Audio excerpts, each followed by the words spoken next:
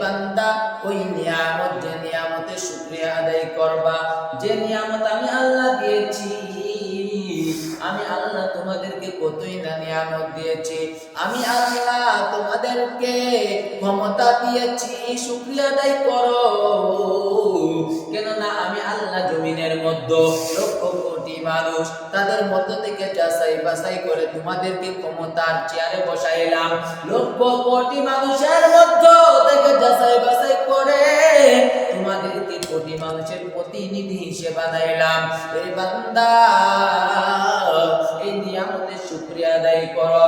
আর যদি তোমরা এই নিয়ামত পাওয়ার পর তোমরা যদি আল্লাহর সাথে গাদ্দারি করো, কেমন করে গাদ্দারি করে শুনে নাও, শুনে নাও। নমরুদ ক্ষমতা পেয়েছিল, ফিরআউন ক্ষমতা পেয়েছিল, আবু জাহেল ক্ষমতা পেয়েছিল, উমাইয়া ইবনে খালফ ক্ষমতা পেয়েছিল। তারা এই ক্ষমতাগুলোকে অপব্যবহার করেছে। আবার এই বিপরীতে হযরত উমর ফারুক রাদিয়াল্লাহু তাআলা আনহু ক্ষমতা পেয়েছে, আবু বকর রাদিয়াল্লাহু তাআলা আনহু ক্ষমতা পেয়েছে, উমর ক্ষমতা পেল, উসমান ক্ষমতা পেল, আলী ক্ষমতা পেল, আমার রাসূল পর্যন্ত ক্ষমতা পেল। ক্ষমতা কিন্তু দুজনরাই পেয়েছে। ক্ষমতা পাওয়ার পর আমার রাসূল, উমর, আবু বকর, উসমান, আলী তারা এই ক্ষমতাগুলোকে সঠিকভাবে ব্যয় করলো, অপব্যবহার করলো না।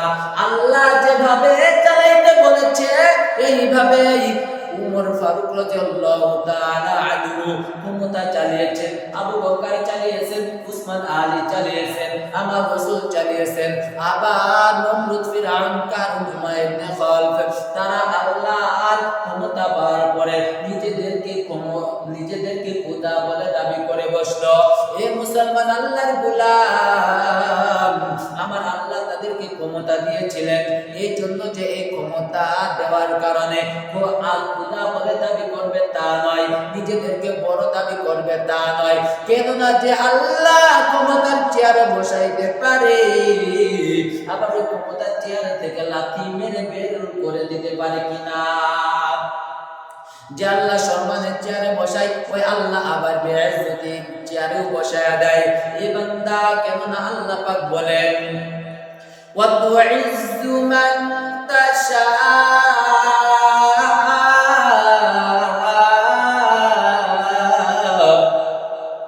ওয়া তুদিল্লু মান তাশা বিয়াদিকাল খায়র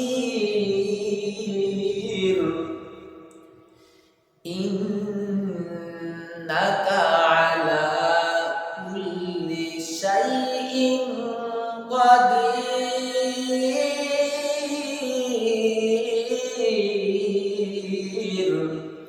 আল্লাহু আকবার। হে মুমিন মুসলমান আল্লাহর গোলাম, ইজ্জত আল্লাহ পাক দেন। আবার এই ইজ্জত সিনানেন কে? ওই মালিক সিনানেন। ইজ্জতের চেয়ারে, সম্মানের চেয়ারে বসান কে? আবার তোমাকে ওই চেয়ার থেকে ঘাড় ধাক্কা দিয়ে বের করে দেয় কে? ওই মালিক যদি সব কিছু পারে, কেননা আল্লাহ পাক তো নিজেই বলেছেন ইন্নাল্লাহ, নিশ্চয়ই আমি আল্লাহ, আলা কুল্লি শাইইন কাদির, আমি সমস্ত ক্ষমতার অধিকারী, আমি আল্লাহ। আমি আল্লাহ থেকে ক্ষমতা কারোর বেশি নয়, আমি আল্লাহ থেকে শক্তি আর কারো বেশি নয়।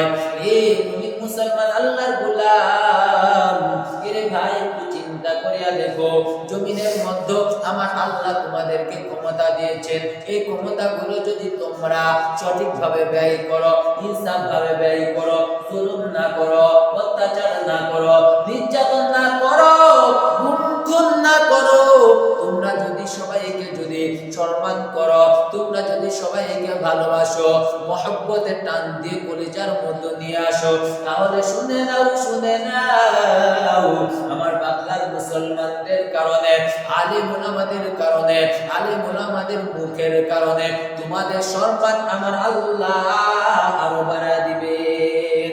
আর যদি আলেম ওলামাকে যদি জেলের মধ্যে ঢুকায়, পাও, ক্ষমতা পাওয়ার পরে যদি এইটা অপব্যবহার করো, কেমন করে অপব্যবহার করো? ক্ষমতা পাওয়ার পরে আলেমদেরকে জেলে ঢুকাও, খুন করো, মিথ্যা মামলা দাও, অত্যাচার করো, গরিবদের মাল আত্মসাৎ করে ফেলাও। এ ভাই, এরকম যদি অন্যায় অত্যাচার করার তালে থাকো, গরিবদের চোখের পানি, আলেমদের চোখের পানির কারণে আমার আল্লাহ তোমাকে এমন ভাবে অধঃপতন ঘটাইবে, তুমি নিজেও ঠিক পাইবা না। কোন পাশ দিয়ে পলাইবা তাও ঠিক পাবা না, কোন পাশ দিয়ে কোন বাগান দিয়ে পলাইবা ঠিক পাইবা না।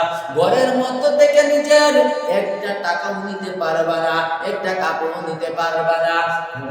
ক্ষমতা করিয়া মাথাটা নষ্ট করিও না।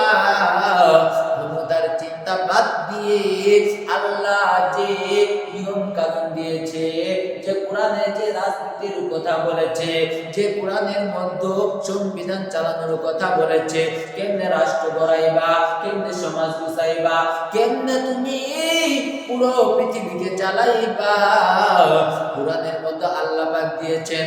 আর যদি কোরআন মেনে যদি আমরা সমাজ রাষ্ট্র যদি সব জায়গায় চালাই, তাহলে আল্লাহ আমাদের ইজ্জত বাড়া দিবেন। চিল্লা বলুন ঠিক কিনা?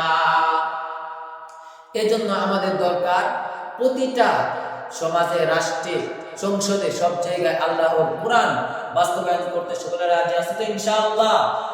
ইনশাআল্লাহ।